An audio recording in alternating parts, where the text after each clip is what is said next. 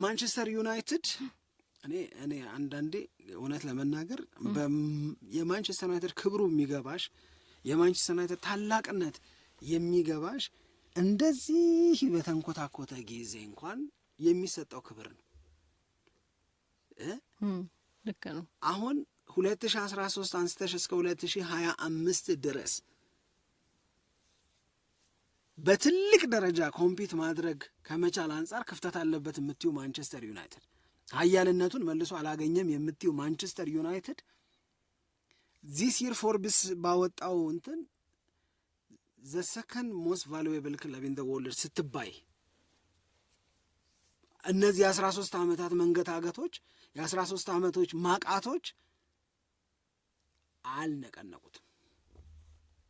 አንድ ሪያል ማድሪድ ብቻ ነው የሚበልጠው።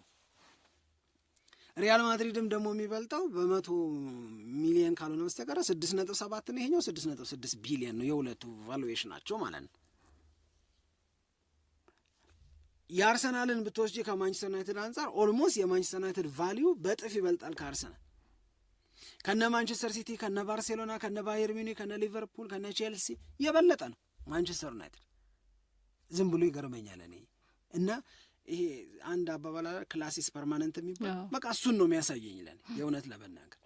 ሁለተኛ ማንቸስተር ዩናይትድ 15ኛ ነው የወጣው ዘንድሮ 15ኛ ነው የወጣው። ዩሮፓ ሊግንም በቶተናም ተሸንፏል። ቻምፒዮንስ ሊግ አይገባም። ዩሮፓ ሊግ ላይ የለበትም፣ ኮንፈረንስ ሊግ ላይ የለበትም። እና ማንቸስተር ዩናይትድ የሚፈልጋቸውን ተጫዋቾች እነሱም ይፈልጉታል። አንዳንዶቹ የቻምፒዮንስ ሊግ እግር ኳስ የሚሰጧቸውን ክለቦች ትተው ኖ እኔ ለማንቸስተር ዩናይትድ ይሻለኛል ይላል። አሁን ኤምቤሞ ያንን ነው እያለ ያለ ብሪያን ኤምቤሞ ከብሬንትፎርድ ኒውካስል እኮ ይፈልገዋል። ኒውካስል ውስጥ እኮ ቻምፒዮንስ ሊግ ጌም አለ። ኤምቤሞ ቻምፒዮንስ ሊግ ጌምን አይፈልግም ወይ እስክትይ ድረስ ኖ የማንቸስተር ዩናይትድ ይሻለኛል። ማቲያስ ኩና እኮ ተፈላጊነት አለው። ማቲያስ ኩና ግን ኖ ማንቸስተር ዩናይትድ ቻምፒዮንስ ሊግ እኮ የለውም፣ ችግር የለም አይኑረው፣ ችግር የለም አብረን አንለወጥም ምናምን ነው የሚሉት። አሁን የጎኮሬሽን እኮ ላመጣልሽ። አሁን ጎኮሬሽ ምን አለ ሲባል ነበር የተወሰነ ጊዜ በፊት ቻምፒዮንስ ሊግ ኳስ ባለበት ነው መቀላቀል የምፈልገው አለ ሲባል አልነበር? አሁን ራሱ መግለጫ ሰጠ። ራሱ መግለጫ ሲሰጥ ምን አለ?